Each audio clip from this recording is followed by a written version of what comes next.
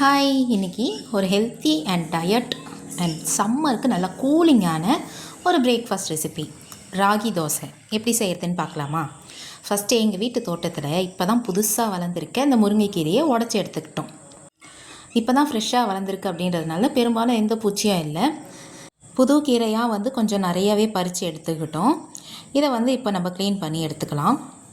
கீரையை க்ளீன் பண்ணும்போது அந்த மஞ்சள் இலைகள், பூச்சி இதெல்லாம் எதுவுமே இல்லாத மாதிரி பார்த்து எடுத்துக்கோங்க. காம்புகளும் பெரும்பாலும் இல்லாத மாதிரி க்ளீன் பண்ணி எடுத்துக்கோங்க. எனக்கு இவ்வளோ கீரை கிடச்சிருக்கு. இப்போ இதை கொஞ்சம் வதக்கி எடுத்துக்கலாம். அப்படியே போட வேணாம், லைட்டாக வதக்கினா போதும், ரொம்ப வதக்கணும்னு அவசியம். இப்போ ஒரு பாத்திரத்தில் 2.5 கரண்டி அளவு ராகி மாவு, இது அரைச்சது. கடையில் வாங்கினது கொஞ்சம் வேறு மாதிரி இருக்கும். அதில் பெரும்பாலும் அடையோ தோசையோ ஈஸியாக வராது. அது கூட நேற்று வச்ச தயிர், பச்சை மிளகாய், வதக்கின கீரை, வெங்காயம், கருவேப்பிலை இதெல்லாம் போட்டு மிக்ஸ் பண்ணி எடுத்துக்கலாம். இது கூடவே 1/2 ஸ்பூன் உப்பு, 1/2 ஸ்பூன் சீரகம் சேர்த்து நான் தயிர் இருந்த சொம்பிலே தண்ணி எடுத்துகிட்டு அதை கையாலேயே நல்லா மிக்ஸ் பண்ணி எடுத்துக்கிட்டேன்.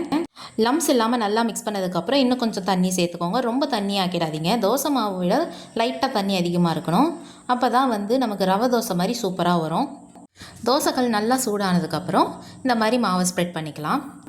தோசை மாவு ஊற்றும் போது சென்டரில் ஊற்றிட்டு ஸ்ப்ரெட் பண்ணுவோம். அது மாதிரி இல்லாமல் இது ஓரங்களெல்லாம் ஊற்றிட்டு அது சென்டரில் வர மாதிரி பார்த்துக்கணும்.